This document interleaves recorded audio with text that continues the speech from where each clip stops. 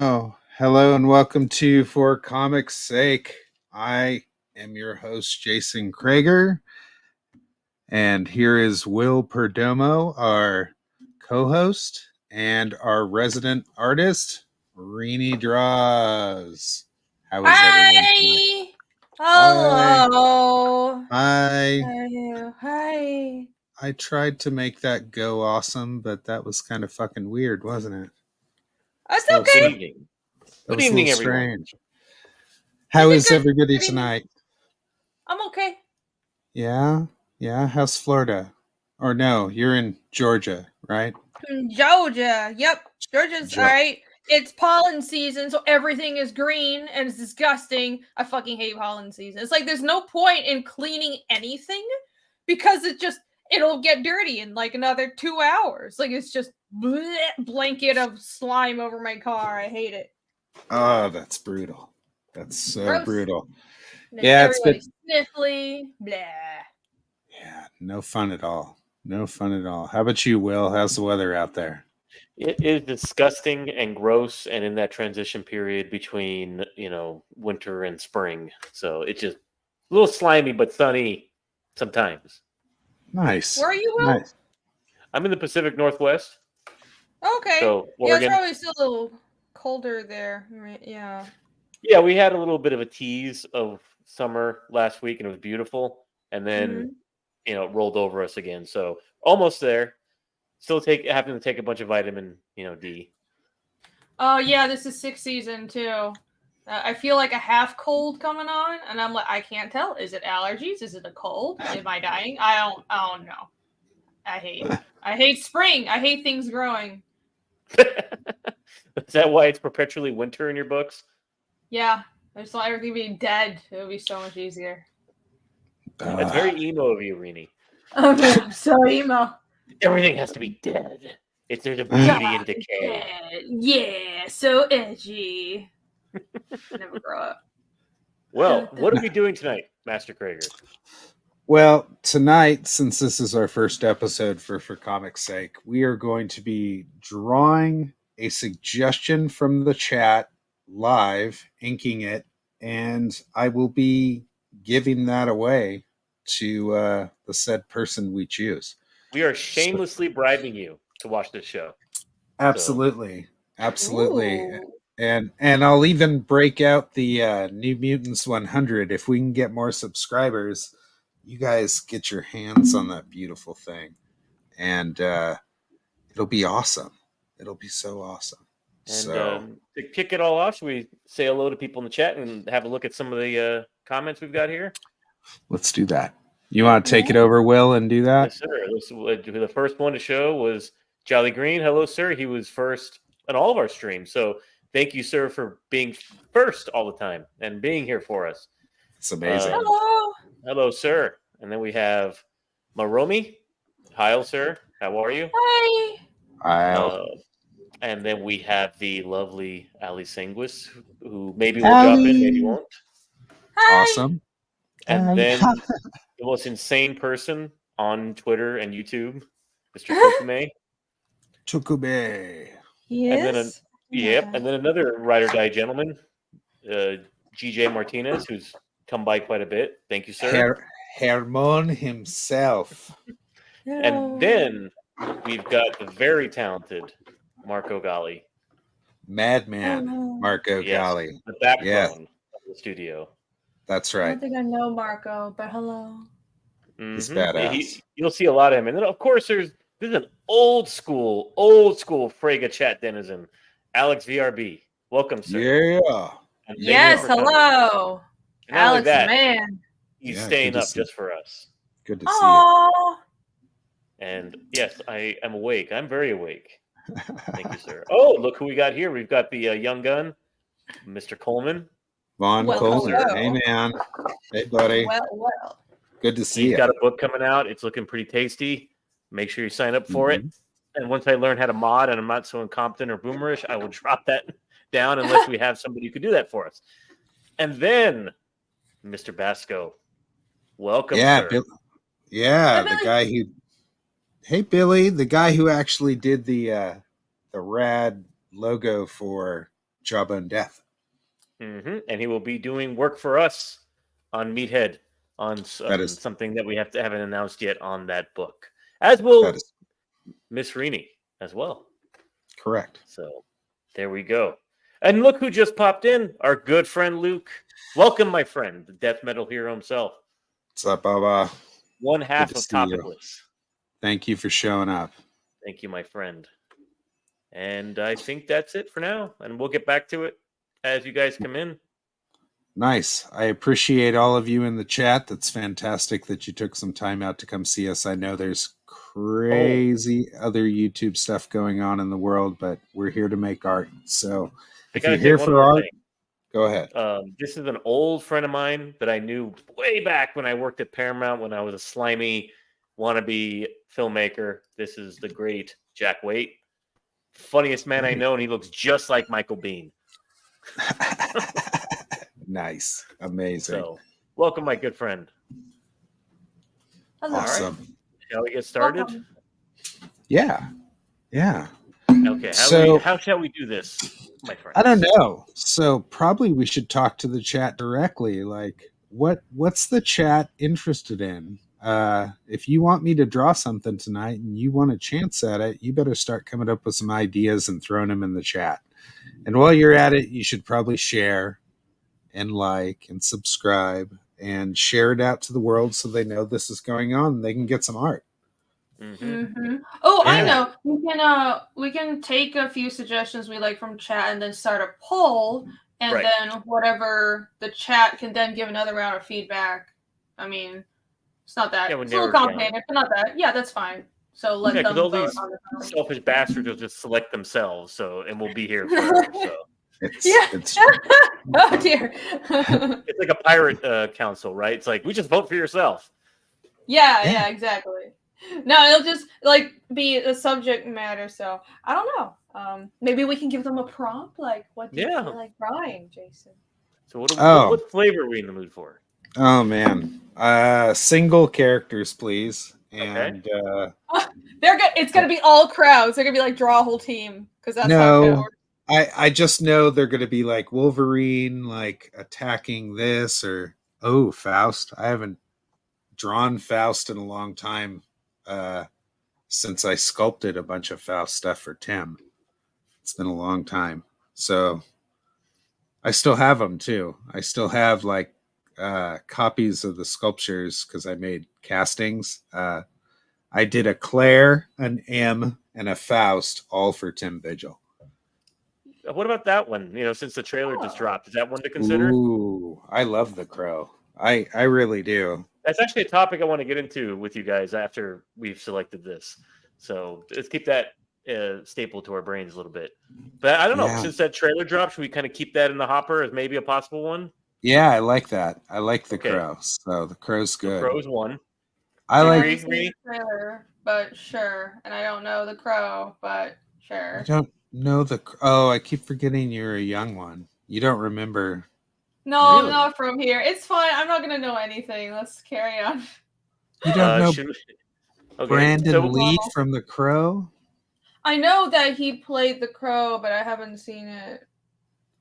He's so definitively The Crow that the fandom just won't have anything but that guy. Like, it's like trying to make another RoboCop. Like, we're not going to be happy with no matter what you do. And the closest visually that I've seen is the Jason Momoa version of The Crow. Really? Yeah, believe it or not, the closest kind of look, even though he's much bigger than Brandon Lee ever was, he just looks more like that character does than probably anybody else has ever been. Interesting. So I wouldn't have expected that. So I thought it was interesting too. Cyberpunk is something general. Yeah, he was talking about on YouTube or on Twitter a cyberpunk like ninja or something like that. That would be cool. And then we have Coleman's very cheeky suggestion. Thank you. Yeah, that's right, Vaughn. Brandon did literally die while playing that character. Yes. Yes, we'll talk about that in a minute. Sure. I think it's a good topic. And how about Mr. Again? That is probably in both your wheelhouses. Askeladd from Vinland Saga. Askeladd! Yes! Something I know that nobody else does. Thank you, Alex. I don't even know what that is, so okay. Okay, so well, now you get to be in my position where every time there's a drawing prompt, you frantically Google and try to make it good. GJ, what about him? Lady Deathstrike. Lady Deathstrike is pretty gnarly. I like Lady Deathstrike. That's one of my favorite Marvel characters. I just like how she has those long fingernails and how her shoulder pads are ginormous. It's pretty cool. There's an interesting one. Our good friend Nick Patera. Yeah, that would be interesting. Yeah. So Axe Wielder. Yeah, I like Axe Wielder. He's cool. He's fun to draw.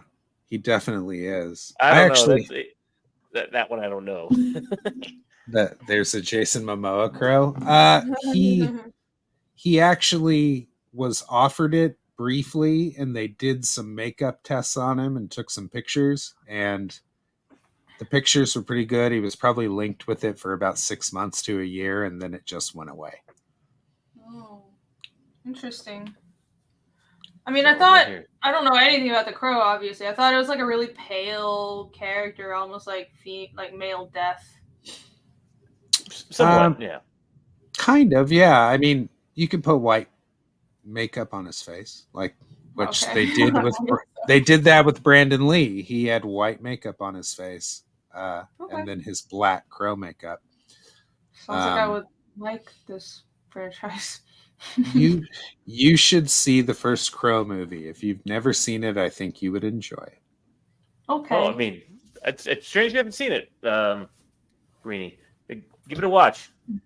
Okay. I haven't seen anything. Okay, so here's Seth's muscular goth musician or Akira. I like Akira better than anything. Yeah, let's draw some flesh blobs. Because nobody's been doing Akira's kind of fallen by the wayside as an influence because of the just huge influence of Berserk. No one really mentions it anymore, even though it's a huge one on me. Mm-hmm. And his suggestion was Kaneda on his bike or a Robotech Valkyrie. But I don't know, you guys aren't really techie people. No, I love sci-fi. I will do tech. Okay, maybe a Valkyrie. Robotech is my favorite. All right. Yeah, it's one of my favorites. So. And yes, indeed, the Crow soundtrack is amazing, Mr. Martinez. Very amazing. And it was actually just a little bit, a bit of trivia here that Luke said. It was actually one of the first platinum movie soundtracks where it actually started that trend of trying to sell a movie soundtrack, build a soundtrack for a movie, and have those two lines of revenue. It was like multi-platinum soundtrack. It was like the first of its kind. Everybody probably thinks Bat Dance was. It wasn't. I love that too. Prince's Batman album was amazing. So should we cut it off at old Vaughn here saying the Terminator? Or should we wait for more suggestions? The Terminator. I'm gonna draw a hand in lava, and that's it. Giving us the finger. Yeah. That'll just be my whole Matt, drawing. Mr. LaRock, welcome. Hello. Thank you for coming. All right. So here's what we have written down. We have the Crow, Askeladd, Something Cyberpunk, Lady Deathstrike, Axe Wielder John, Akira, which is my personal favorite of the bunch, Robotech, a Valkyrie or whatnot, or the Terminator. All right. Quite a bit. Are you gonna do a poll? Yeah, should we pick like 2 or 3 and then throw it to the chat and see who picks what? Okay. You can do a poll in the YouTube chat, like have them actually vote. Yeah. And I am sad to say I don't know how to do it. Okay. Let's see. You in comments, if you're, I think Jason will have to do it because it's his channel, right? Go for it, Jason. So right. if you just I think in the comments, little comment section, there's a drop down. You can just make a poll. If not that, then it's in the drop down menu on top. It's one or the other. I don't remember. Excuse our boomer chatter here, guys. Hold on one second. Okay, so I'm leaning. Honestly, those are pretty good. I think, of course, I want to draw Askeladd or Akira, but Actual John would be a cool challenge. I don't draw enough muscular men. That would be fun. Oh, I don't know how to do this at all. My girl's too Welcome, easy. Silvar Ogre. Thank you for coming. Wow. So, what do I have to do again, Rini? Okay. We're into a show where we're just trying to figure out Streamlabs or YouTube. How to do a poll.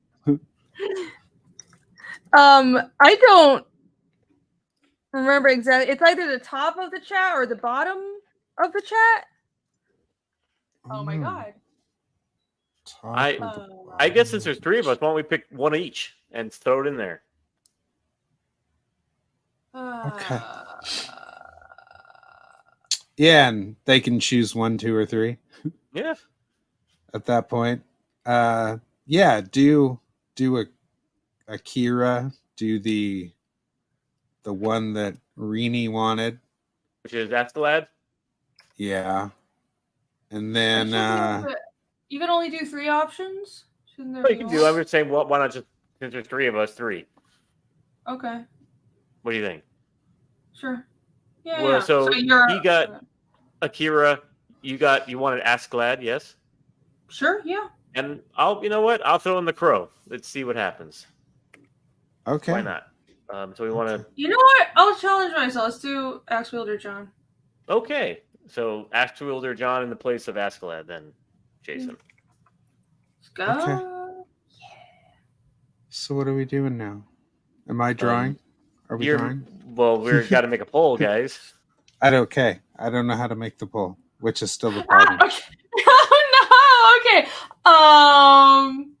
Hold on. I know what to do when it's on my own channel, but now I can't remember. Oh my god. Let's see. This is so crazy. But thankfully, we're bribing everybody to sit around and watch us, like a monkey fornicating a football, trying to figure this out. Clip, save, report. How could why don't I remember how to do this? Oh I don't. This is where this comes in handy, that you get to win free art. So you guys will sit and watch us. Okay, I think if you comment, in your own channel, go to YouTube. You can't do it from StreamYard. So on YouTube, open the stream on YouTube, and then go look at the chat. If you you should just click around there. See Takomi just did it. He just said 1 Akira, 2 the crow, 3 the other one. Okay, all right. Okay, let's just do that. Yeah, do that. Okay, guys, just do that. Tell us what you want. Okay, I'm gonna go get some paper. I'll be right back. Boomers! That's so funny. Oh my god, that was the worst. Wow. So, okay, everybody who's in the chat, 1, 2, or 3, pick 1, 2, or 3. Yeah, 3 is Axe Wielder John. That's right. All right, guys. So number 1 for Akira, number 2 for the crow, number 3 for Axe Wielder John. Go. Do it. Go do it. Do it. Do it now. So, what do we have? So, we have 2 2s, 1 3, 2 3s, 2 1s, 2 3. So 3 1s, 3 2s, 2 3s. So there's no clear winner yet. There's another 2, so 2's ahead. None of these choices. Laughing my ass off. So 2's ahead, the crow so far. Okay. Yeah. 3. Oh, that just made. So 3 isn't even close. No. So far, the crow's winning. So far, the crow. So Akira or Billy Bosco do what is right. I mean, the crow's winning by 1 so far. Right. Which isn't terrible. Like that would be fun to do. It's been a while. So it's hope. Let's just go Akira. Let's just give in. Oh, it's so far it's the Crow. Yeah, it's the Crow winning. Oh. Which kind of bums you out. So It's fine. It's like kind of gothy, so I'll manage. I like it. I promise. You should be able to do it. I can do it. I don't have actual proper lighting. Actually, I'm at my computer. I'll figure it. Whatever. Axe Wielder John and Akira are tied. I think there's 3. Oh, okay. So it's not the Crow. 1. So Akira is now tied with the Crow. Oh my god. Mr. Pierre Jackson. Wow. Dun, Egg beater. Allie, vote, damn you. Allie should have suggested egg beaters. Too late. This person put it at the tie. Yeah. Nice. Art. See what I mean? You, Allie's just gonna vote for herself, like the selfish bastards I say they all are. That's why we had to pick it for you. That's just all human nature is self-serving. So is it Axe Wielder John and the Crow are currently tied? Mm-hmm. But what's winning? Right. So actually, they're both winning. Well, nobody's really voting. So right now, I've got Akira at. Sorry, my screen is small. I haven't voted. 4, and 3. So yeah, so it's Akira, Crow, Axe Wielder, 3rd. Oh. Ew. So Akira, the Crow, are the same? Yeah. Akira is 1? Yeah. I'm off Twitter until after Easter, so I haven't posted, but I got Hammer. I'm glad you got Hammer. Well, there you go. So she voted for herself. So there you go. Are you happy? I didn't. My choice was Axe Wielder. She voted for Akira, is what she voted for, Irene. Yes, I'm voting for Akira. So if anybody, should we say 10, 9, 8, 7, 6, 5, 4, 3, 2, 1, 0. Okay. That is Akira. We're drawing Akira tonight, and somebody's going to win it. Nice. All right. Huzzah. I haven't drawn Akira in a long time. I probably screwed it up. Anything from Akira? Or okay, whatever. I could actually break out some stuff for Akira, and we can look through some art if you want to real quick before we jump into it. Sure. Is that something you guys want to do? I mean, who doesn't own like 19 copies of Akira? I drew a pretty funny Tetsuo like years ago. So it could be anything from Akira, just anything. Yeah, yeah, of course. Okay. Yeah. So, in fact, I have to go grab some reference. What we're drawing this evening, is this. So. Okay.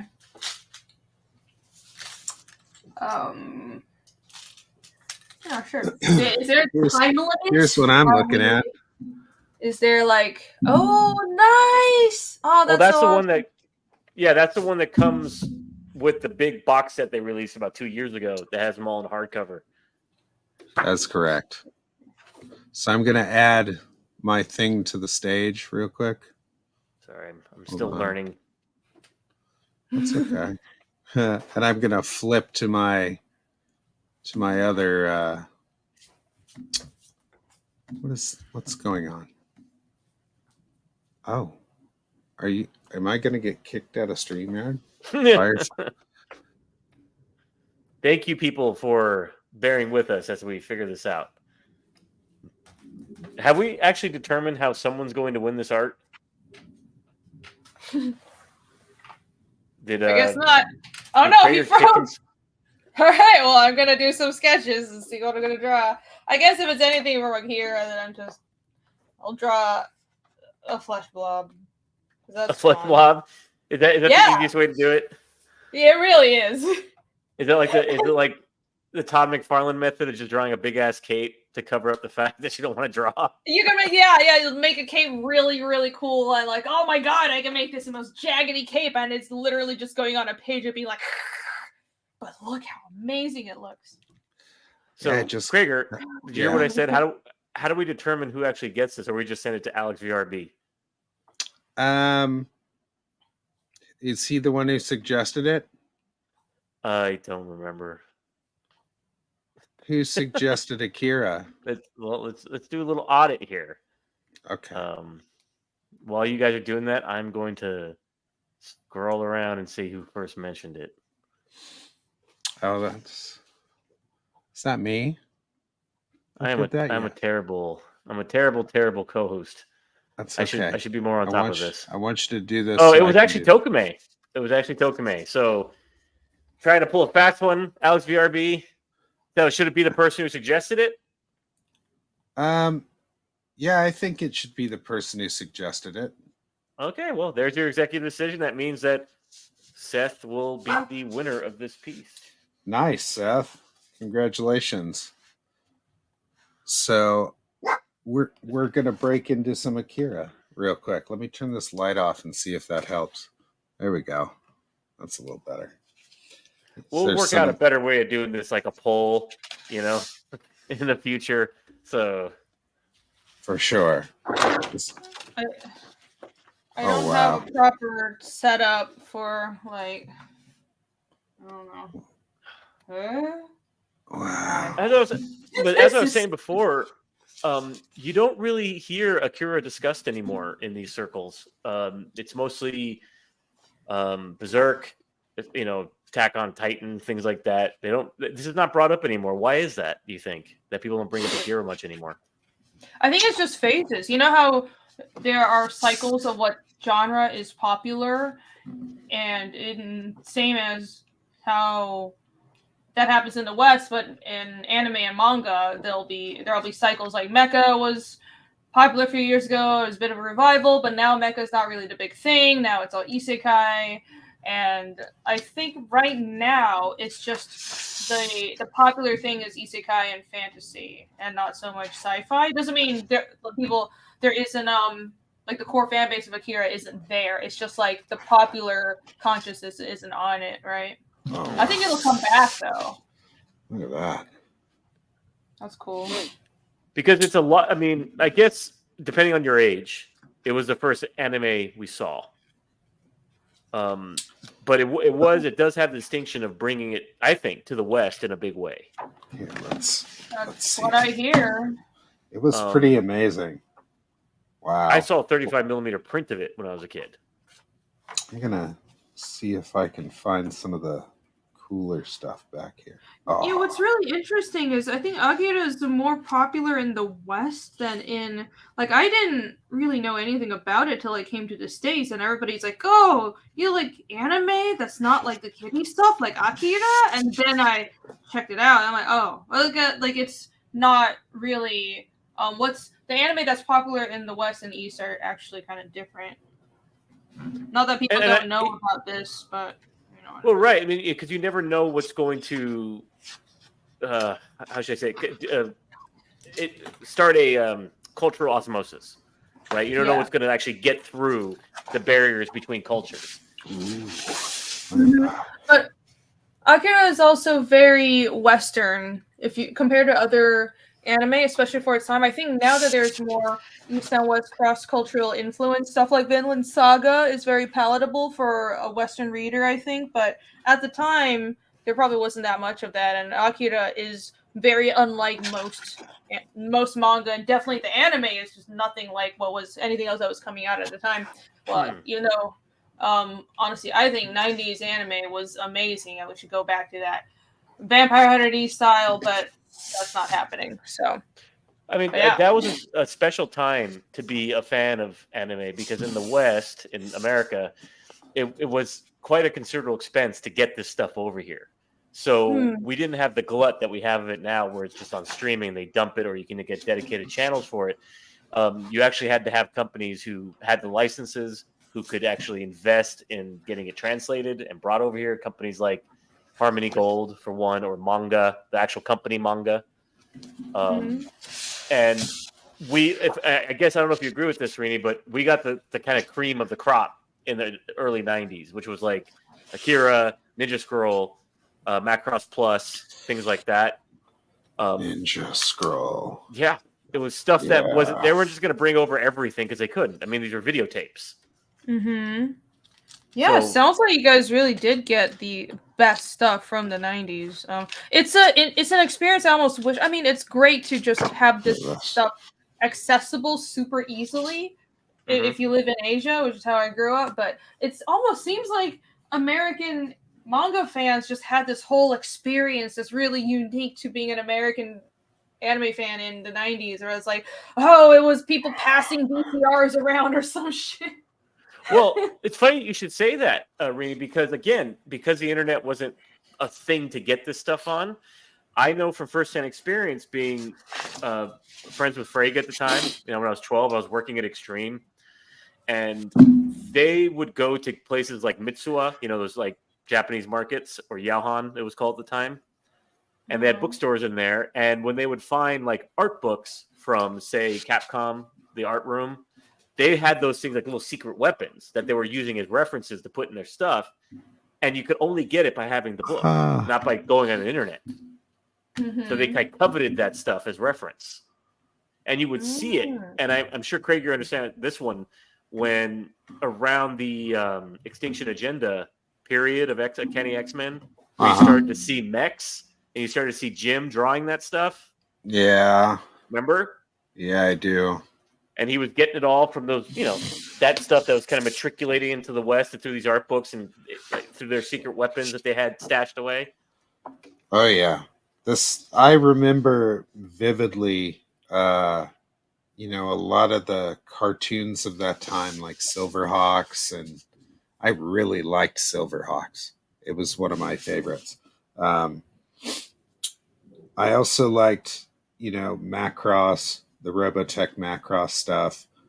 I also liked, of course, there was Ninja Scroll. There was, oh God, what else was there? There was La Blue Girl. There was something that came out, I don't know, probably 15 years ago, Paprika. I really liked Paprika. Yeah, Paprika's great. Yeah, anything by Satoshi Kon. The director Satoshi Kon has a bunch of other really good movies. That stuff unfortunately, all his movies are very. It looks like he does the whole dreamscape thing using the medium of animation in a lot of his films. You should definitely see more of his. Oh, too, it's unfortunate he passed really young. But yeah. Hey, Rini, maybe you can answer this question from Down Go Solo. What are the popular ones, anime, in the East that aren't at all in the West, or manga that you know of?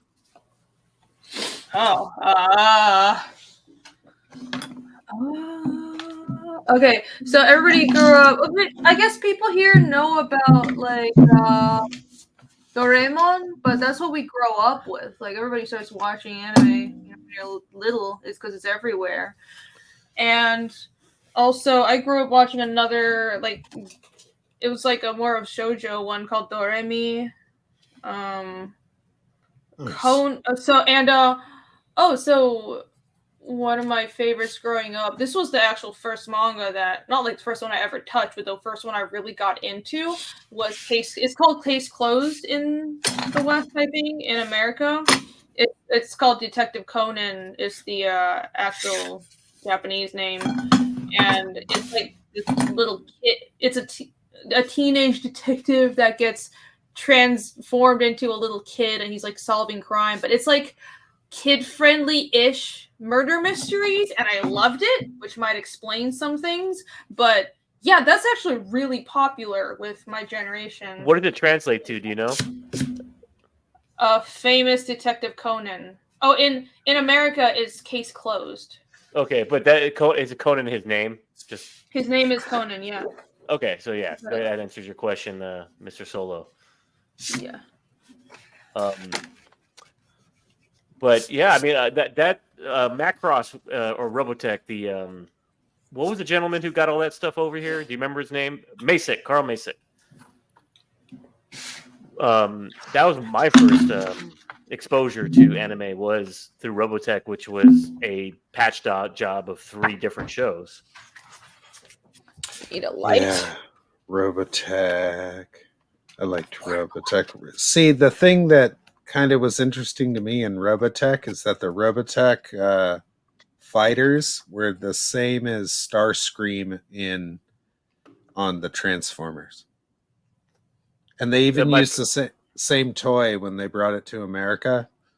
They used the same exact toy, die-cast toy, to do Starscream that they did the Veritech. And those fighters. are cool because those Veritech ones were actually die-cast. Yeah, yeah. They're worth so much money now if you have one of those original ones. Oh, and fucker. Speaking of that, my favorite was Roy Folkers, the crossbows. Yeah, so good. That's my favorite too. Thank you, Billy. It's a reference to Arthur Conan Doyle. He's little Sherlock Holmes. Got it. Thank you, sir, for that. So we're drawing something from Akira, or we're drawing Tetsuo or Kaneda or something. Anybody? Yeah, I figured it was anything from Akira, so I started drawing a Tetsuo. And it's funny earlier, Rini, that you said it's very Western, but the psyche that's being projected out of the story is very Japanese. Because it's what is it essentially? It's a metaphor for the Imperial Japan and the army in particular of Imperial Japan taking the country too far to war and resulting in near nuclear annihilation, which is how the book starts with a mysterious explosion in the middle of Neo Tokyo. It's a singularity, but it's sold as an explosion to the world that kicks off World War III, and then the story begins 30 years later when Neo Tokyo has been rebuilt and the war is over, and the same process is taking place on a social, economic, political level and a scientific one that's going to bring about another problem because it's the same issue. It's the same issue of empire. That is inviting catastrophe. I don't know. Do you think that's an accurate way to put it, Rini? I think that's very succinct. Succinct. Whatever. Succinct. Yeah, I think the what's expressed is very Japanese. And I mean, if you read a lot of manga, you notice certain themes that it just permeates the Japanese consciousness, which is, I'm sure, looking from an outsider's point of view, there are certain things that permeates American culture too. And from the inside, you almost don't see it. From outside, it's very obvious.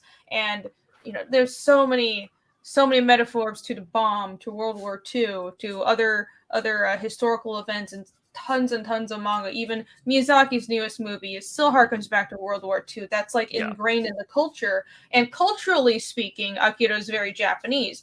But the presentation is much, much more Western than other anime and manga, of especially at that time. And I think that's the presentation style is why it was so palatable to Westerners, so they could get into it. And then the fact that it was presenting the actual substance of it was foreign, that made it extra interesting to say Americans that were contacting, had never seen anime before. When you say presentation, Rini, go into that. What do you mean by presentation? The art style, the storytelling, references? I think the art style and the storytelling were the storytelling, I would say, I guess I'm not a very good judge of this. I think it was more condensed than a lot of manga, but the art style was definitely more Western than most manga. So I'm primarily thinking about the art style, though. I think it's also more condensed than a lot of anime. I don't recall a lot of just lingering. It's I don't know, because what manga and anime does is it'll very few panels a page and lingering on, say, just one conversation or one shot. The fight scenes take forever, and I can enjoy that, but I don't recall that as much in Akira. There were huge scenes where the story could breathe, but mostly I just remember a lot of panels per page. It almost felt kind of European. It was ultimately just wanted to get to the story, get to the point. It was very dense. Yeah, he had an interesting story rhythm because remember, this book is about the story occupies about 6 books that are about what would you say they're 500 pages a piece, about that. Oh yeah, it was huge. Yeah, the anime And doesn't cover anything at all. if you notice that they kind of go in an ebb and flow where you'll have a whole book with a couple of action sequences, but it's mostly story, a character interaction, and then there will be one whole book that's just an action sequence. Mm-hmm. I mean, and it happens almost. It's like every 3rd book.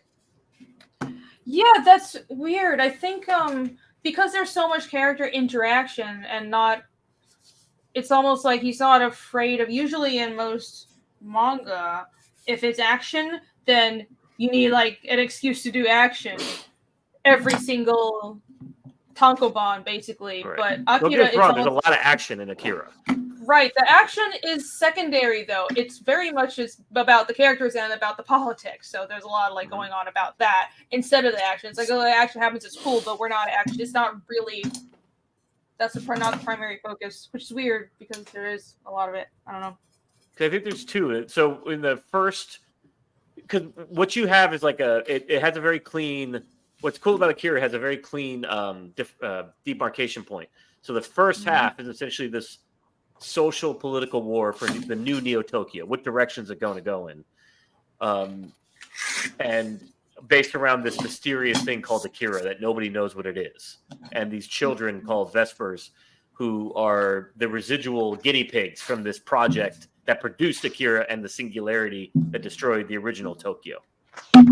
And so people want to use this for revolution. The army wants to use it as a new super weapon. And all these things collide in book 3 where Akira is woken up. He's kind of asleep. His powers are asleep because he's not a person anymore. His personality has been wiped away because he's essentially this godlike being now. And the 3rd book converges all the stories when he has a traumatic break and there's another singularity. Do you remember that, Rini? I remember the other singularity, but I'm blurry on how we got there. All I know the is first one starts explodes again. Well, the second one is Takashi is killed in front of him. Remember the Vesper that was like his friend? He gets shot in the head in front of him by the politician. Yeah. And that freaks Akira out, and then it produces the singularity and it destroys Neo Tokyo. Mm-hmm. That's the second one. That's the book 3. Mm-hmm. And that starts the next half of the book, which is Neo Tokyo has been sunk. And this is where the movie ends, is when Neo Tokyo has been sunk again. Uh-huh. But this is where the halfway mark of the manga. Yeah. Where you now have the story of the Great Tokyo Empire and the world's response to that. What the hell just happened? Is it another bomb? Did they do it again to themselves? Mm-hmm. And you get hundreds of pages of buildings that look like they wanted to blow their brains out drawing. In ruins. I wonder why there wasn't. Oh my god! Yeah, I mean, it's probably. Yeah, you guys know how manga's made. It was photos traced over. That's how they made most of the buildings. It was, and he has like a ton of assistants, but it was a lot of work. Yeah, man, that's not getting done without assistance. Yeah, they can't. Oh my god! Yeah, I wish we had assistants over here. Wouldn't that be nice? Be like a normal thing. But yeah, do you wish there was a second Akira movie? Because the movie covered basically still half of the story. I think remember when they did the movie, the manga was not complete. Oh, really? Yeah, it was not complete. Right. And Otomo should be given a lot of credit for condensing this massive story and successfully into 2 hours. Right. Because for what it is, it's very successful adaptation. It's different, and I think it falls into kind of the multi-cut Blade Runner territory where it's whatever mood you're in, it's there.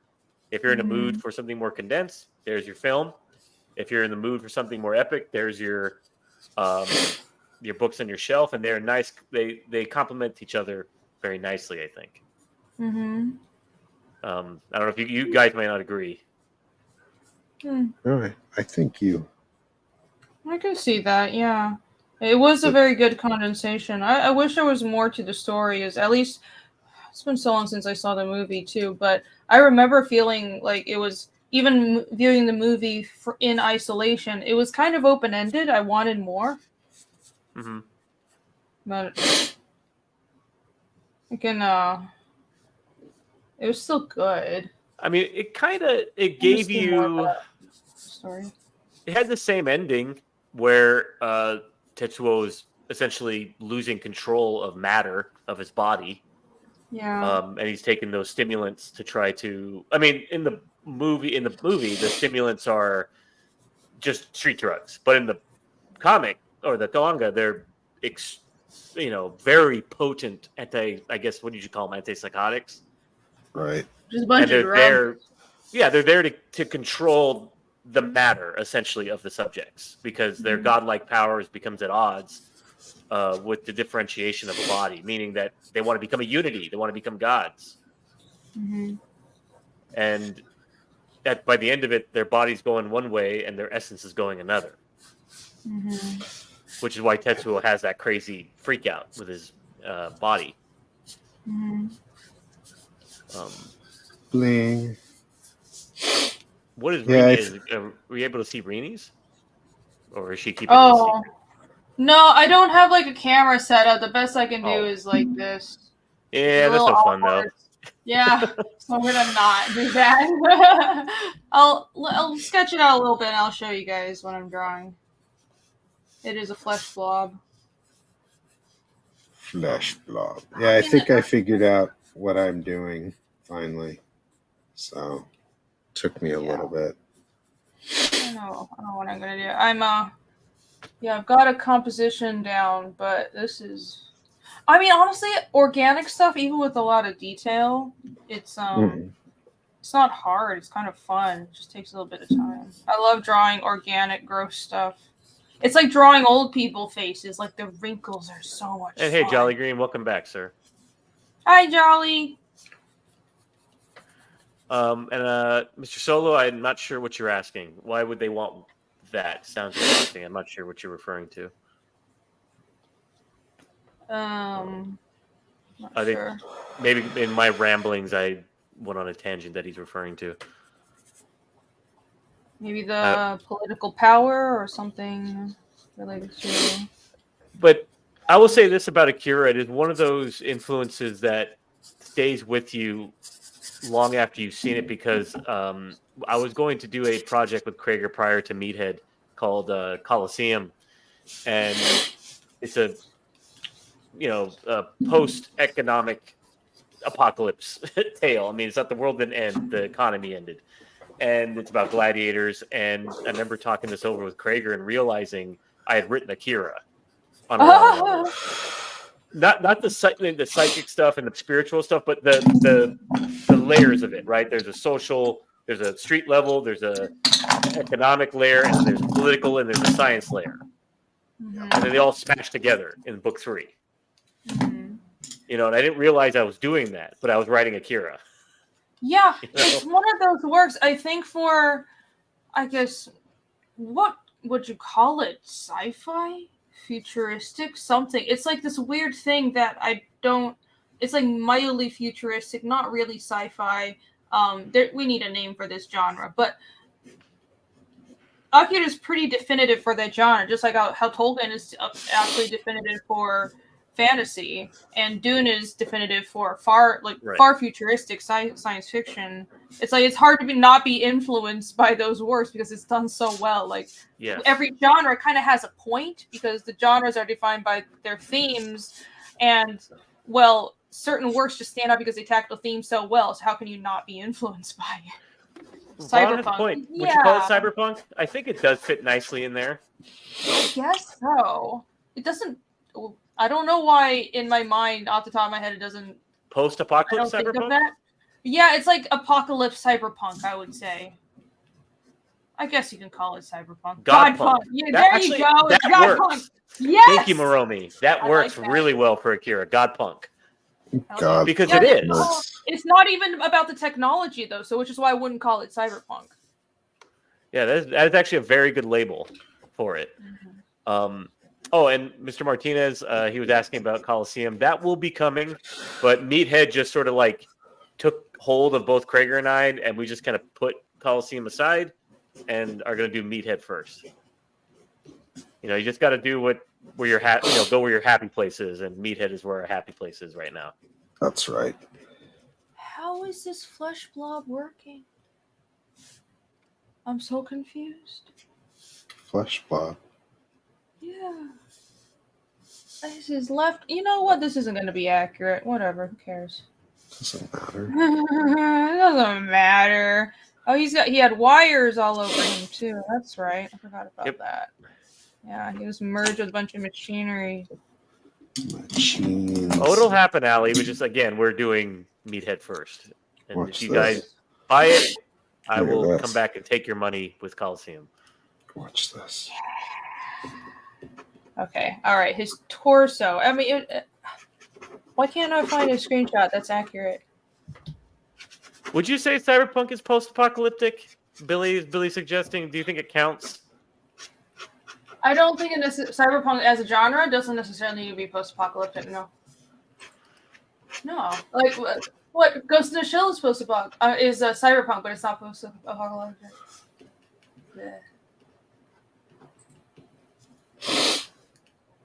It's more cyberpunk is more dystopian. Yeah, but there's something else, about cyberpunk that is interesting when you. Okay, and I've had this conversation with Crager throughout from the 50s all the way up to let's say the 90s. Science fiction was this huge proscenium. It was out there in the galaxy. It was 2001. It was Heinlein. It was a big white galaxy. Go where no man has gone before. It was Star Trek. And something interesting happened that as the West became most postmodern and, in my opinion, more nihilistic, and it became, if you want to put it this way, I don't believe it, but post-Christian, and started to become more solipsistic. The view of go where no man has gone before, like out there in the galaxy, started to collapse back into the brain to the point where science fiction was starting to deal with, can you even trust what's outside of your skull? Okay, what is that stuff? Is it even there? And you see that through cyberpunk and cyberspace. And then I think it culminates with the Matrix, where it's, no, you're living in an illusion, in Maya. It's not even there. Right. That is very interesting. There is and so I've been trying to parse why cyberpunk and, for example, subjects like AI is tackled so differently in Japan versus the West. And I do wonder if it's that tendency to how the West has lost so much of its culture. Like people here are very uprooted from their heritage, their culture, and religion and everything. And it's not, on some level, I think people need it, or maybe not, but maybe the West is just dealing with not having that and not having a unified belief system, and this sort of fear of technology and of reality it permeates Western science fiction. Because in Japan, it's not like that. In Japan, there's look at how Ghost in the Shell deals with technology. They're cautious sometimes, but mostly they embrace it. They're like, yeah, there are weird things and consequences, but how would the way that the Major merging with Project 2501, it wouldn't be framed the same way in the West. It's kind of just like, oh, this happened. Okay, cool. You lose yourself. Okay, cool. Like it's like just an interesting curiosity, but in the West it would be like a horror show. The AI is taking over. Well, it's just not framed the same way. I would say that's also, Rini, that's a very Buddhist influence too, right? A unity, going back to a source. That's not a bad thing to them, right? Yeah. Because here we don't in the Christian West, put it that way, the metaphysics is based on differentiation. Also, that things being different are and create. Put this way, that creation is not a bad thing. That matter is not inherently evil. You get that Gnostic influence coming out of the East, where the flesh is evil. It has to be discarded, and we have to come back to a primordial unity. So I think that her merging, the major merging with what was the puppet master I think it was his name. Yeah. That's not seen as a bad thing, losing your individuality, your essence, your humanness, and going back to a source is not necessarily a terrible thing to them. They talk about that in Blam also, or Blame. It's that supposed manga. to be blam, but I Blam. always say blame because like it's fucking spelled blame. Jesus Yeah. Christ. Yeah, it's supposed to be Blam. Yeah, I love that. I love that series, and that's basically a series about evolution in a weird way over a long period of time, like a system creating synthetic life Mm-hmm. and essentially eradicating the flesh. And one of the main characters, his name's Kiri, but it's supposed to be Killy. It's He, Killy, yeah. yeah, he is not synthetic life. He's artificial life, but he's looking for the net sphere gene, which is only carried in humans, and humans haven't existed for tens of thousands of years. And the only people who can turn off the builders that are continuously building in this world have to have that net sphere gene. And since he can't find any humans, they're still building. And apparently the sphere has like become large enough that it reaches the moon from Earth.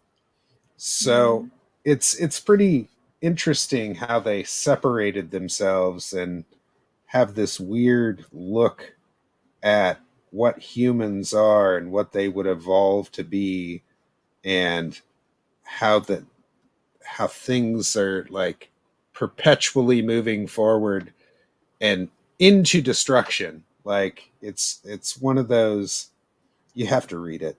And it's a really fast read. There's not a lot of words. It's literally all pictures. No, not at all. No, I love Blame, but when I read it, I was 14 and I was way too stupid to understand any of the ideas behind it. But I'm just like, oh my god, it looks so cool.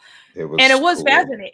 It's just as far futuristic as Dune, probably even more. Right. It's billions of years in the future. There are human-looking creatures, but they're not really human. They're like subspecies. There are no real humans, like Jason said.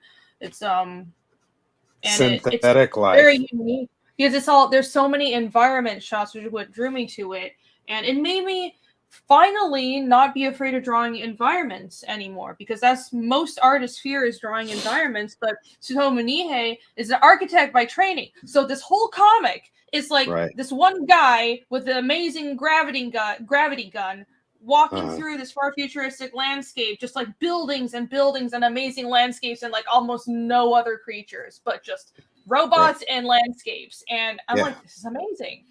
Yep, the megasphere.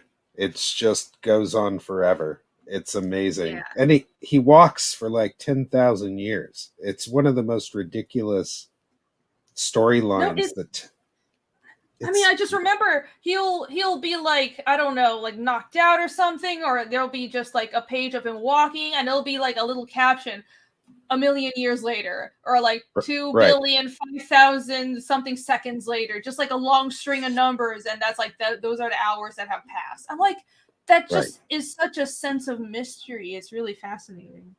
It's amazing, and I love it. That's one of my favorite mangas. So in the whole world.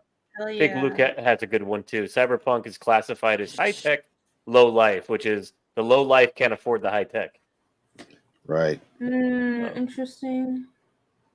I like that. Billy, transhumanism, economic dystopia, powerful governments or powers are the main themes. It can be post-apoc or just post-capitalism dystopia. Right. Good. Post-capitalism. So like Demolition Man. Right, which is more of like a. I'd say that what would Demolition Man be? I think it's post. I think it's a post-economic thing. Yeah, because they have transcended economics, quote unquote. What would you say? What would you say the currency is in Demolition Man? Behaving? I think social credits. Sandra Bullock's vagina. I'd say it's more her. It's only currency.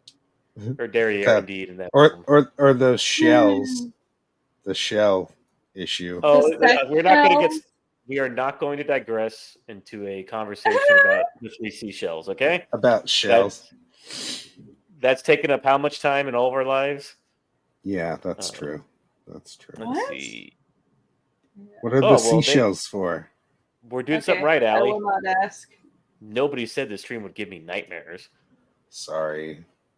Because I Nightmares? said Sandra Bullock's vagina? Really? Is that No, terrifying? because we're talking No. about the universe being crushed down into a human mind. Oh, okay. There we go. Mr. VRB, blame the Japanese and their poor English for the spelling. Dude, like I love Japanese English names. Attack on Titan, Blam, spelled as blame with an exclamation mark. Bleach. Right. I don't even know what that name is from. Makes no Right. sense. So Death- thank you, great. Mr. Mar. Thank you, Mr. Death Martinez. You have no Note. idea how happy this is making me right now. I'm so glad you guys decided to draw on Ink Live and with great conversations. Thank you, Mr. Martinez. Thank you for being here. I wish I could. I'll show what I'm doing. I only drew a hand. So slow. Oh, That's Fika, okay. your environments are great, according Well, to Fika. I'm using crazy, like, this thing is giant. Look at the size of this tip of this pen. Like, this is how I'm inking right now with this. Oh, you're just like smashing it over. Yeah, I've got a bunch of flesh blocks because I'm like, oh, you didn't tell me there was a time limit. I'm just taking my sweet ass time. No. Tokubane insists that Demolition Man is a type of cyberpunk. It very well could be. And yeah, we're trying to get out of here before 10 o'clock. So hopefully. Yeah, Rene's going to still be drying. Yeah, I'll just finish it later. That's fine. I'll have an auction piece. It's fine. Yeah, you can have an auction. This is piece fun. later. I want to spend my time on this. Do it. But I think I think with the going back to the Matrix, yes, and RoboCop is Billy another form of cyberpunk. I agree, but going back to the Matrix, it is bringing forth something I suspect is what in the West they want from AI, which is a kind of God that is impartial, that has no prejudices. That isn't human, that can make all of our decisions for us. Because I suspect that people don't mind being told what to do by a machine, just as long as it isn't human and doesn't have any ulterior motives. That seems to be people's problem, that it has some sort of what they would say inherent prejudice. From being human. I think people honestly want to worship something they feel has no prejudice. They like to be told or given a judgment by something like that feels just to them. Oh, robotic justice. Interesting. Perhaps. Mm. I don't really know what most people want. All seems very silly, must say. I agree. No, I think in the Matrix it was, their first attempt was just everybody cooms all the time and they're happy, but then we rejected that. Right, because there was no conflict. Right, there's no reason to get out of bed or in the morning. Yeah. I don't know. I mean, science fiction keeps warning us of how we can fuck up, and then we just keep on hurtling towards every single option all at once. It's amazing. Also, to be serious about that, though, Rena, I think that there's a view that somehow a perfect future is a lack of suffering, but there's nothing wrong with suffering in the pursuit or the doing of a duty. I think duty is important to human beings and to thinking creatures. That's true. Yeah. And I think what a lot of modern society, part of the problem is there is no duty and responsibility has been removed. Yes. So, yeah, like the point that the Matrix made was very, that made sense. 7 out of 10 Russians prefer suffering. Well, I mean, if you want to put them on a scale of suffering, they've been through the ringer, and they're still kicking. And they laugh about it too. Russian sense of humor is pretty funny and dark. Oh, Russians. Yeah, I guess. You had Germans too. I mean, Germans are funny. They're just like really, just like a specific brand of humor. But the German humor is kind of funny because they don't know if they're allowed to be funny. You know, they're so self-conscious about being German. Russians aren't. They never lost. Yeah, I mean, yeah, I would like us to learn a little more from, you know, certain parts of Russian culture, not everything. I mean, but really, I enjoy how much the Russians are just shamelessly about themselves, and it's kind of strange that, especially in the West, people are just like embarrassed about themselves. Kind of annoying. Yeah, well, Russians don't give any fucks. They're like, no, they don't. But Germans have been taught that you better give a fuck about everything you think and say, so they second guess themselves all the time. Well, yeah, they have like bad historical guilt. Yeah, anybody who speaks German can't be evil. No, what are you talking about? They're all evil. We are not evil. We are not evil. Until Levergarten. You can say thank you, and it sounds like you want to kill somebody. Yeah. If I said I love you, it's ich liebe dich. Thank you. Ich liebe dich. Ich liebe dich. So it means I love you. How brutal is that? Ich liebe dich. It's like murderous language. You're quoting The Matrix, Alex VRB. I thought you were talking about me smelling my own farts. Thank you. No, I'm not just being pretentious.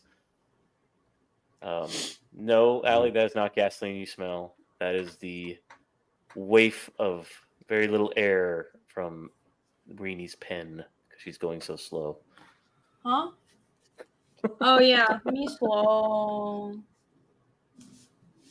Yeah, that's a good one, Moromi. They're also drinking a lot of vodka, but they just don't give a shit when they're that cold. True.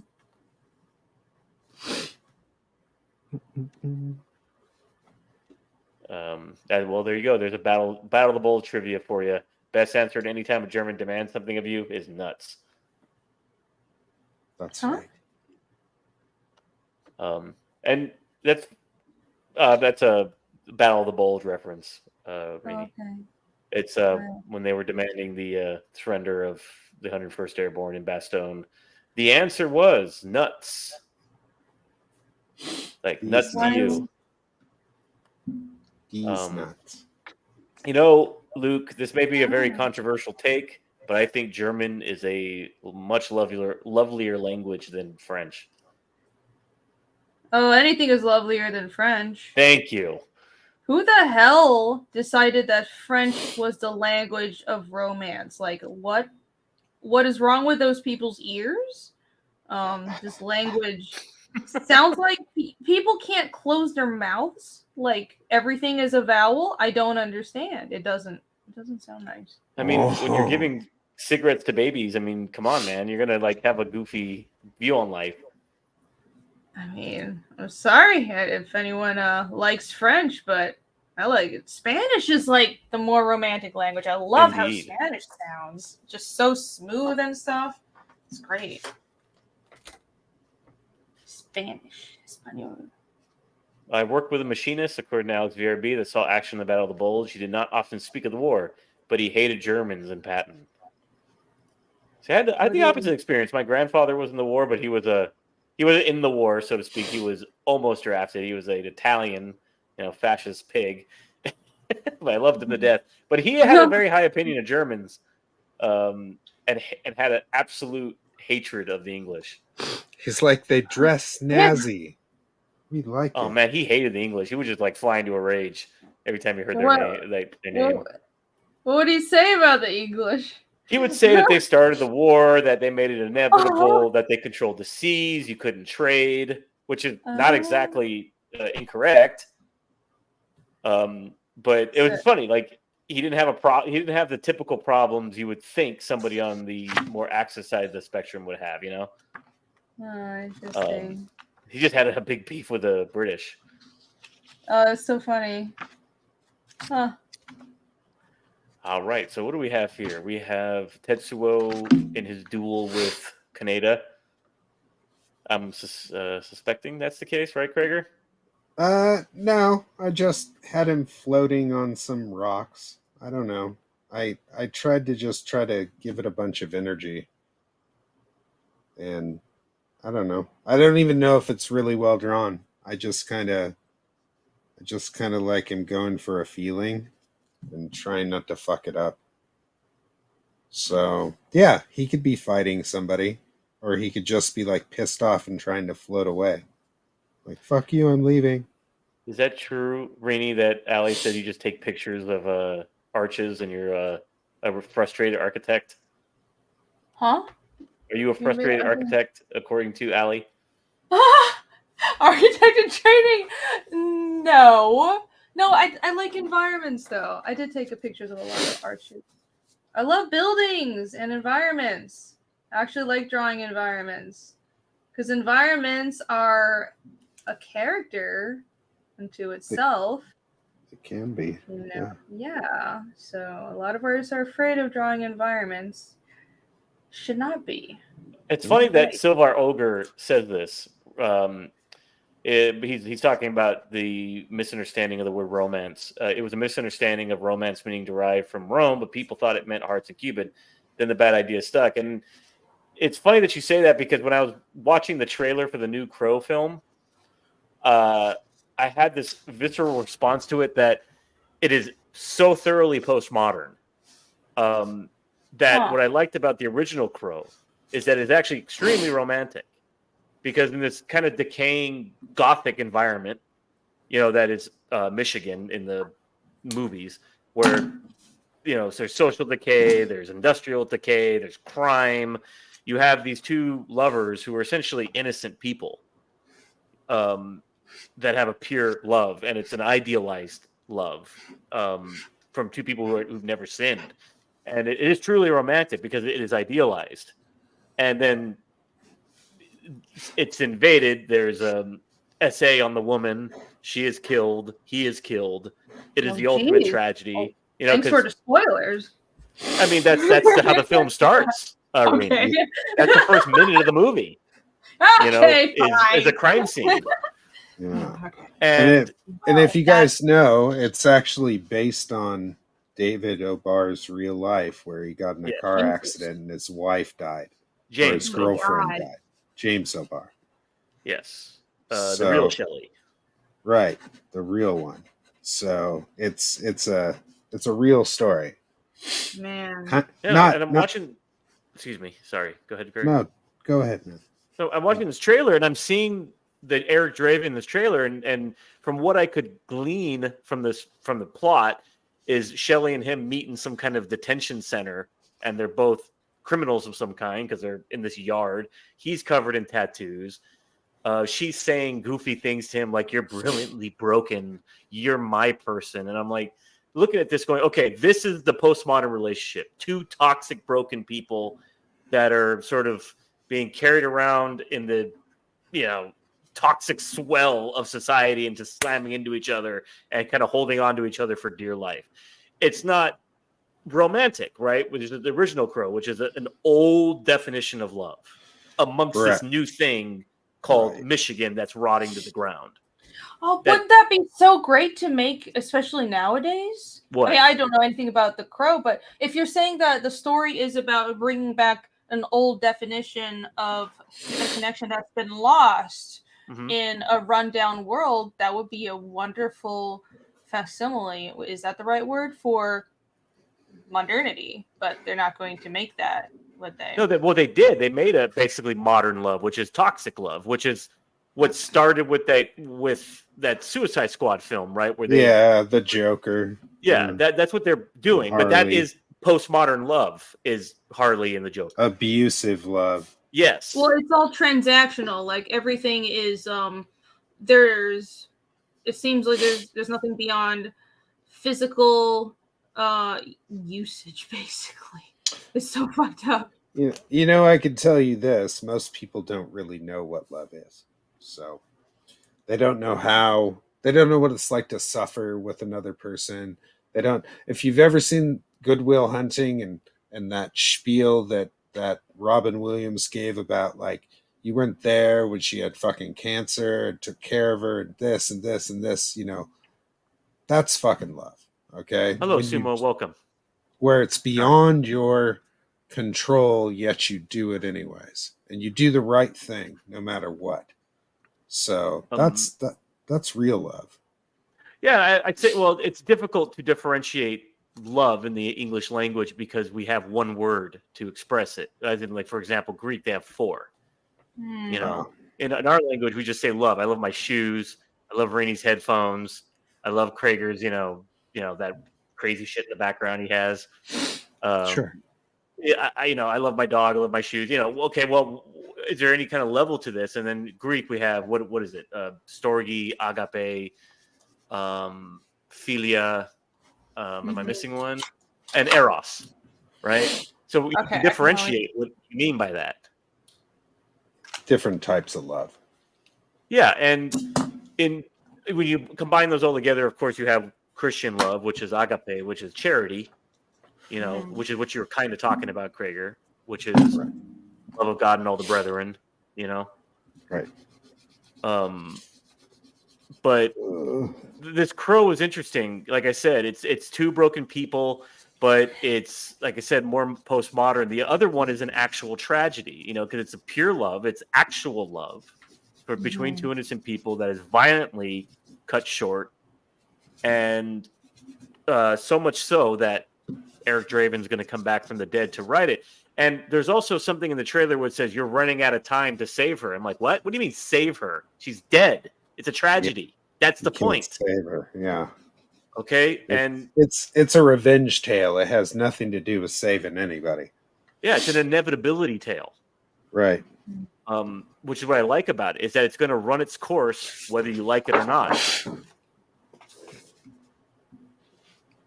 And the end of The Crow is very beautiful because it's in the afterlife. It's not here.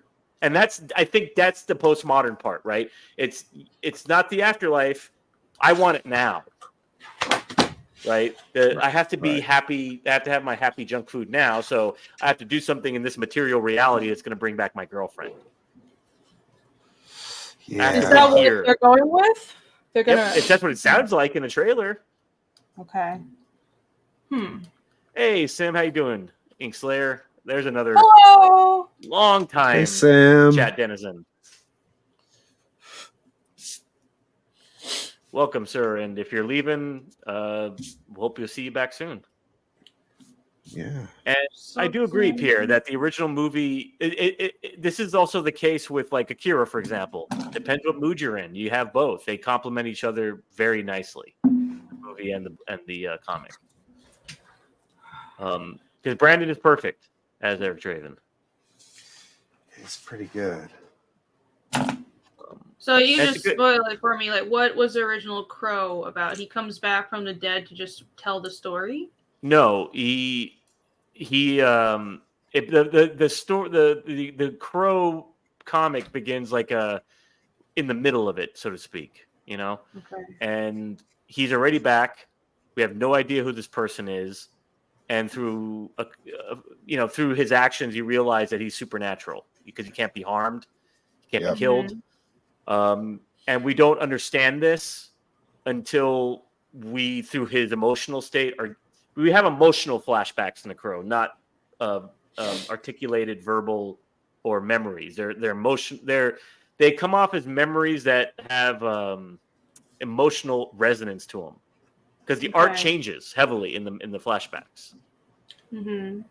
It's more painterly. There's less detail. You know what I'm talking about, Crager? When he goes to draw those flashbacks. Yep. They can become very abstract, like with the Sparkle Horse sequences. It's almost like he didn't want to remember it when he drew it, so it kind of did it in a way that allowed us to fill in some of that. Mm-hmm. It was interesting. Yeah. And the actual what happened to him and Shelley doesn't happen until they don't need to let you in on that until the end of the graphic novel, and it is very traumatic. It's very powerful. Okay. It's toned down in the movie. Mm-hmm. I mean, the same things happen to her, but the way it's presented is much more it's much more brutal in the comic. Mm-hmm. Right. To give you the impression that this is a true tragedy and these people deserve everything that's going to happen to them. Well, it messed O'Barr up, so it wasn't like it was a deep tale, and this is how he knew how to tell it. Like it was brutal. Yeah. It was brutal. And even when I see him, like I see him at cons every once in a while, and he's sitting there just drawing the crow over and over and over again. Over and over and over. Mm-hmm. Like, imagine being stuck in that place. I mean, this is the thing that made him his fortune. So No, I get that, but now he's stuck in that place to do it forever. Right, but that's what I mean. It's kind of funny that he has to be so in a dialectic with this thing all the time. Yeah, if it were me, I wouldn't want to be in that type of relationship with my art that forced me to do that. Like, oh, that would be brutal. And Not it's short. Well, go ahead, Rena. Sometimes, oh no, sorry. I was just thinking. Sometimes when storytellers put their traumas into their work, though, it's almost a way of solidifying it and coming to terms with it. So it I mean, I don't know him. Yeah, I don't know how he deals with it, but I could see myself having not gone through anything like that. But if it's a story that it wasn't like revisiting this bad thing that happened, but the story is about sorting through it and recovering from it in a way, then I wouldn't mind living in it for a long time or for like the rest of my life. Maybe. Yeah, that's brutal. So it probably is brutal though. So I know. I mean, James's life is quite brutal. He didn't have a good life, put it that way. Oh, yeah. Okay. Yeah. I mean, he was a crack baby. He didn't even know his own birthday. He was born in he was left in a foster home as a baby. Oh, I didn't know that. Yeah, he was a crack baby. And he doesn't know his own age. He was adopted many times. And then finally, in his teenage years, he was adopted by this Protestant couple, with that Protestant work ethic. His dad was a bus driver. And he just did art. He had an innate art talent that was discouraged by his parents because, like I said, there were those old Protestant types. You can't make a living off of that. Mm-hmm. Oh, Didn't want him drawing in the house. And he worked as a mechanic. He worked as I believe, an orderly, and he was doing mostly shirts for a comic book store. But at that time in the 80s, comic book stores were doubling as independent publishers as well. Like really? had money. Yeah, they had like a printing press in the back. What? Yeah. I want to live in this world. That was happening a lot.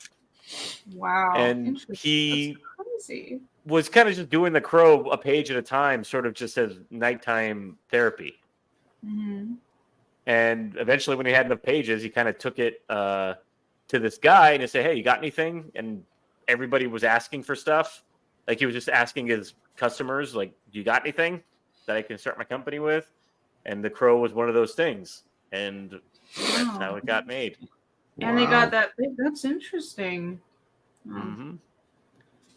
I think one of the funnier anecdotes from James O'Barr about the movie was, and he claims this is fact, that he was sitting in a meeting and they were talking about who they wanted to be in it, and they said, "We should cast Michael Jackson as Eric and make it a musical." What? Mm-hmm. No. Doesn't sound like a musical type of story. No, that would have been bad. Who knows that happened, but that's from James O'Barr's mouth. Oh, that would have been horrible.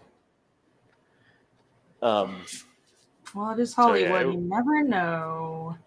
It was one of those situations where the director and Brandon saved that movie. Alex Proyas and Brandon Lee saved it and insisted that it has to be this way. Mm-hmm. Good. I have to watch it now. Yes, you do. Silly. I have not seen anything as usual. That's always been exactly. Luke said that story proves that Hollywood is dumb and has always been dumb. Indeed, my friend. Yeah. It's Hollywood is dumb and has always been full of degenerate people as well. Yep. Silvar Ogre says somebody send Rini a box with a graphic novel and a DVD. Indeed, go get yourself a library card, lady. It's so much work.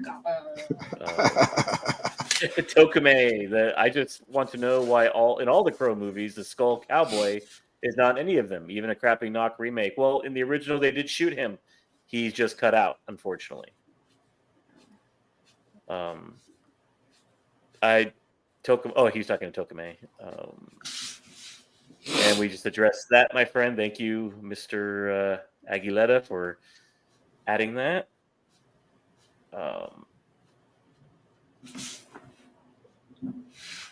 Yeah, he's right. Yeah, the Skull Cowboy was on those. I remember those collectible cards and the card game. He was in it too.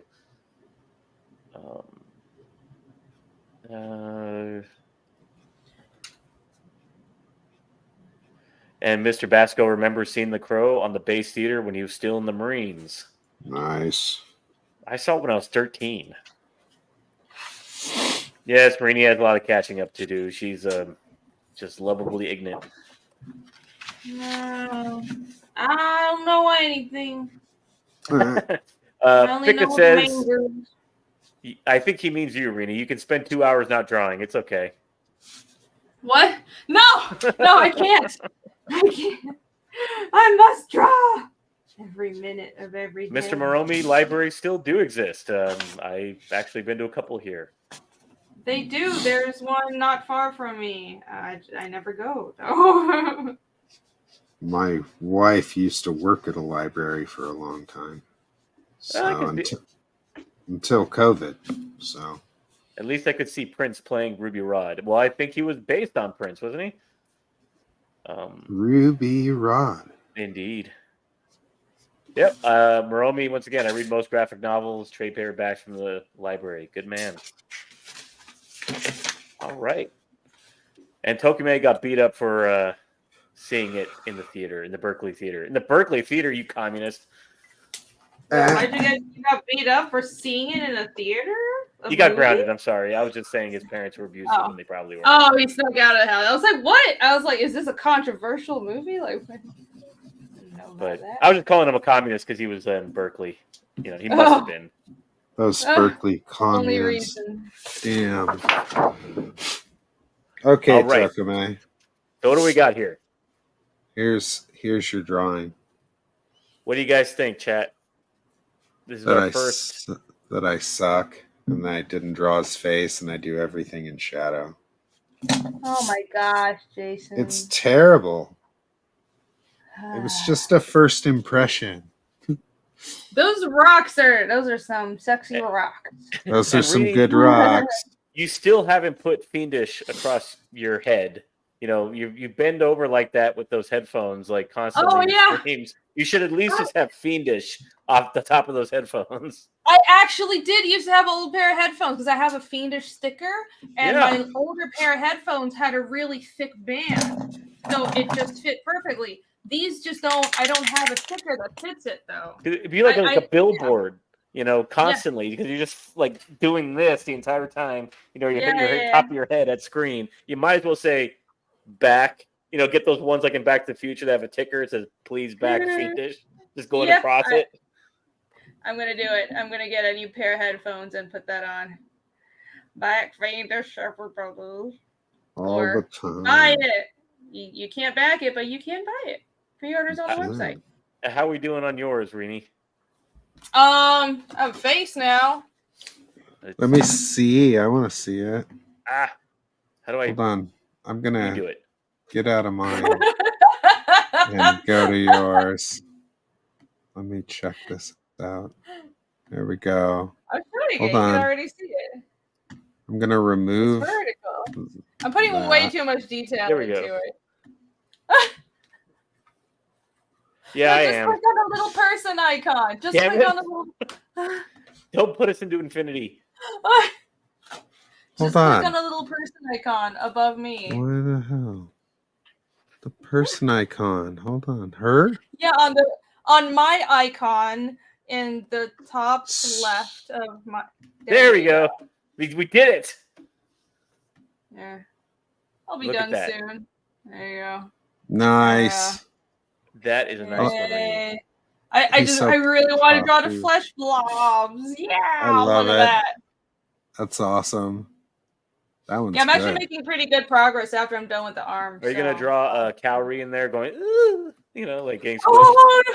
Oh, I see in the background. Just draw like a woman's leg. Just, Yeah, it's like, like, sticking out. which is pretty awful. He like squished her inside his own body. I know. Oh, that's so horrible. Why am I the focal point here? I don't know, man. I don't fucking know. Well, See? Well, since you've got the camera on me, I might as well do my spiel about a little mission statement I talked with Crager about before the stream. So maybe you guys saw some tweeting going on, but Crager and I are going to, over the next year, are going to be doing a book called Meathead together that I am writing and he is going to be illustrating. And the script is done for the first book. It's going to be 3 books. And we are going to begin this in maybe the next 2 weeks. Crager is getting you guys Hammer because we feel that you should have your books before we start another one. And he wants you to have your books before we start another one. Yeah, very good idea. You guys should be receiving them. But the idea for this channel, in addition to doing what we're doing here, is to share with you every week as we're doing the book, some sort of progress, you know, talk about a story challenge, talk about, you know, something dramatic, or maybe Crager sharing a page and how he did it, or some challenges, just kind of a video diary on the production of the book, because we feel it has never been done and it's interesting. Why not come on this journey with us until we launch the campaign? Exactly. So, yeah, it's going to be fun. We're going to have lots of fun doing it, and it's going to kind of be, you know, for the chat, really. Like, you guys get to see comics and how they're done and how much blood, sweat, and tears we go through to actually make a comic book happen. And so Rini here is it will be contributing to it as well in a supplemental book, along with Kajuntai. Thank you. Yeah, I'll be working on it. Yay. Along with Allie, who will be writing her story, and there'll be other great talents on that as well. And we will talk about that as we go. We'll even have some of them on here to talk, you know, to come have some fun with us. Cool. Nice. And Silvar Ogre got his hammer. It's a handsome book, isn't it? I'm so glad you did. I hope you enjoy it. Sorry it's taken so long, but every other campaign I'm going to be doing from now on is just straight up going to be pretty much going through other distributors so that I don't have to have my hands on them other than to draw them. Oh, yeah. My God. Drawing and fulfilling a book is just too much. It's too much. I'll be doing that. I'll be doing Meathead, fulfilling that. So. Oh, yeah. You can send all your hate this way when you don't get your book. It's a lot, and it was a lot for me, and there's a lot of other circumstances that were involved with it and why it took so incredibly long. But that being said, it's all on me to get it out to everybody. I have about half of the campaign out. I'm getting the rest out in the next couple weeks. And in fact, before I even started the stream, I got a bunch of bags and boards together so I can start packaging stuff. So a lot has gone out already. A ton of them. Yeah, at least half. So that's, 110 of them are out. So I'm so glad people are happy with it. Like Luke. Right there, Luke. It loves his Loki statue. I thought it was a really well printed book. Like, oh yeah, beautiful. Out of a lot of the stuff I've seen in the last couple years, I thought it was really, really well done. So, and I didn't do the print job. Comic Impressions did, and they did a really good job doing it. Which Rini knows how hard it was several years ago during the first Fiendish to do the comic impression stuff, because their main printer, not only was there a paper shortage, but their main printer, I guess, had a family emergency and had to leave. And there were a bunch of things in limbo for several months on their end. So it was pretty brutal. I actually don't remember that. I know there was a huge paper shortage, and they were really having a hard time. So it was brutal. I'm out of that. So I hope everybody enjoys Hammer. I know it took a while. Me and Adam are essentially looking forward to a very cool future, and things are going to be changing a little bit in the near future, but you'll find out as it happens. So. Yep. So I hope you guys like this idea for the format, which is to do this and then maybe a little segment on Meathead production. And hopefully that's something unique for you guys in this whole mix of comic shows. Exactly. So I like this. More drawing shows. Good. More shows about comics. Yeah, next week. Comics. If you show up next week on Monday or Tuesday, depending on what me and Will determine. I think it's going to be Monday. We're going to have Dan Plagle here. Yes. And we're going to do some art and talk about, art and give away some more art. So, yes. And just in case you guys don't think it's real, let me show you the New Mutants 100. Hold on. Oh, yeah. Mr. Martinez, he's been extremely happy with Hammer, a post-Ragnarok tale for a long time. Looking forward to what's in store in the future.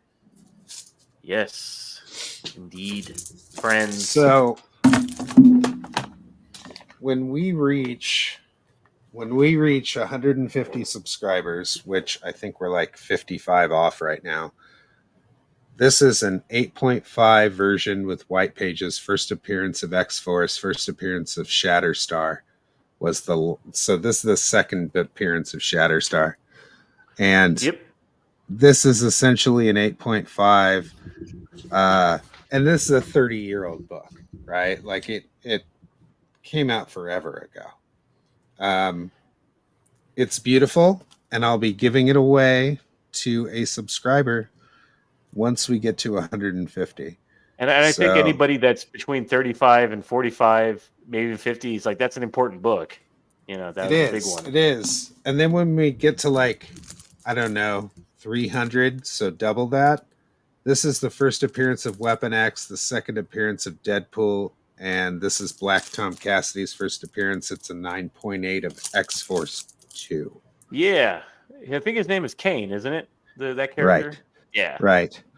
So we'll be giving this away in the future sometime. Plus, I have a bunch of signed books. I have graphic novels. I have a bunch of odds and ends I've collected over the years, and we'll be going through some of that stuff too and giving stuff away. And if we end up with thousands of subscribers, I will be giving bigger things away. So we'll find ways to make this. We'll grease the wheel to keep you here. Yeah, we're gonna keep greasing the wheels. Greedy people. Bribing more subscribers always works. Yeah, yes. I'll bribe you if I have to. So indeed, there you go. If that gets you guys coming, so we'll be here. I'm not expecting charity. I'm expecting the worst of human nature to bring you to the channel. Well, I appreciate you all coming out tonight. I have to wrap this stream up, and yes, we're gonna be wrapping it up. That's so beautiful, Renee. You did such a better job than me. Oh my god! I decided it way too much detail. But I'll finish this up. I guess it'll be at the next auction. I totally got this is so much fun. Oh my god, look how gross it is. Are you actually gonna throw Cowrie? Are you gonna actually throw Cowrie in there? I will. I'm gonna have her just sticking her leg down here or something. You know what would have been fun? Like some lasers poking through him with Kaneda trying to get out. Oh god, yeah. Oh, I'm just gonna throw the whole cast in there. It's meant to be I was intending for it to be really sad. Like he's got the sad look on it. You guys will just throw his girlfriend in the blob. I like that his hand is reaching for something that looks like a testicle that is starting to explode. I didn't want to say it, but But Crager Well, did I it was for looking me. at the reference, like when he's all bubbling up, like parts of his blob body look like that. I'm like, I don't know if those are his balls. Like, It's somebody's balls. So- he's like, one more time before I die. It's, Much love to the Madman if you're still around. going to help. we And love thank the you, Madman. Mr. Death Metal Hero. Thank you all so very much. Come join us you. next week on Monday, 8 p.m. Pacific Standard Time for comics' sake. And Yes. we love you all, and you're fantastic. And we're gonna blow it out with our show intro. Have a good night, guys.